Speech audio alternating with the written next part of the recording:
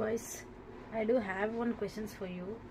இப்போ வந்து 2 பேர் பொண்ணு பையன் கப்பல்ஸ் லவ் பண்ணிகிட்ருப்பாங்க. அப்போ வந்து பையன் வந்து என்னென்னா சொல் பேச்சு கேட்க மாட்டான். ஏதாச்சும் ஒரு பொண்ணு வந்து இப்படி இருடா அப்படி இருடா சொல்லி எல்லாமே மோட்டிவேஷன் பண்ணுவாங்க. பட் ஆனால் அந்த பையன் வந்து அது அவ்வளோ ஒன்றும் சீரியஸாக எடுத்துக்க மாட்டான். ஜஸ்ட் கேஷுவலாக விட்டுருவா, இவ சொல்கிறது நான் என்ன கேட்குறது அப்படி இப்படின்ட்டு. அப்போ டே பை டே என்ன ஆகும்னா பொண்ணுக்கு இரிட்டேஷன் ஜாஸ்தியாகும்.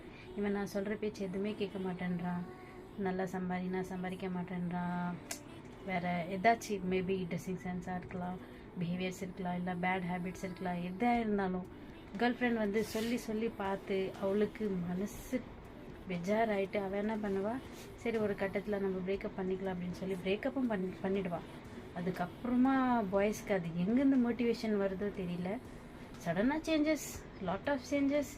ஜிம்முக்கு போவாங்களாம், அதுக்கப்புறமா வந்து நல்லா சம்பாதிக்க ஆரம்பிக்குவாங்களாம், நல்ல ஹேபிட்ஸ் எல்லாம் கெட்ட ஹேபிட்ஸ் எல்லாம் விட்டுருவாங்களாம்.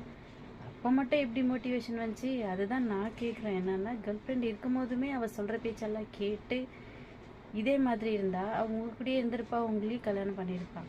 பட் ஏன் அந்த மாதிரி வந்துட்டு கேர்ள் ஃப்ரெண்டு விட்டு போயிட்டு பிறகு தான் நீங்கள் வந்து இவ்வளோ நல்லா எல்லாம் இம்ப்ரூவ்மெண்ட் ஆகணும்னு ஒன்றும் அவசியம் இல்லையே. கேர்ள் ஃப்ரெண்ட் இருக்கும் போதுமே நீங்கள் எல்லாமே இந்த இம்ப்ரூவ்மெண்ட்டை பண்ணியிருந்தீங்கன்னா ஆப்வியஸ்லி அவள் இன்றைக்கி உங்கள் கூட இருந்திருப்பாள். You are the reason for the breakup.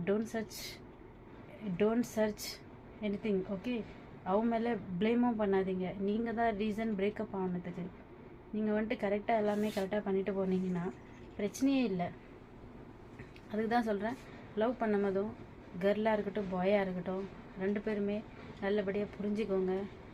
அவங்க ஏதாச்சும் சொன்னால் நீங்கள் கேளுங்க, நீங்கள் ஏதாச்சும் சொன்னால் அவங்க கேளுங்க. எது தப்பு எது சரியில்லைன்னு 2 பேருமே டிசைட் பண்ணிவிட்டு இல்லை லைஃப்பை வந்து லீட் பண்ணுங்கள். அதை விட்டுட்டு இவ பேச்சு நான் ஏன் கேட்கணும், என் பேச்சு இவ ஏன் கேட்கணும் அப்படின்ட்டுலாம் இருந்து இது பண்ணால் ஆப்வியஸ்லி பிரேக்கப் ஆகும். ஸோ அந்த மாதிரி பண்ணாதீங்க, தயவு செஞ்சு பண்ணாதீங்க. ஓகே, கேர்ள் ஃப்ரெண்டு இருக்கும் போதுமே பாய் ஃப்ரெண்டு இருக்கும் போதுமே என்னென்ன இம்ப்ரூவ்மெண்ட்ஸ் வேணுமோ எல்லாமே பண்ணிக்கோங்க, சந்தோஷமாக இருங்க. அதை விட்டுட்டு சும்மா இவ சொல்கிற பேச்சு நான் ஏன் கேட்கணும். There should not be any ego or attitude or anything in between the relationship. Ego is the main thing which breaks everything. So ego-வை தள்ளி விடுங்க. Okay, bye.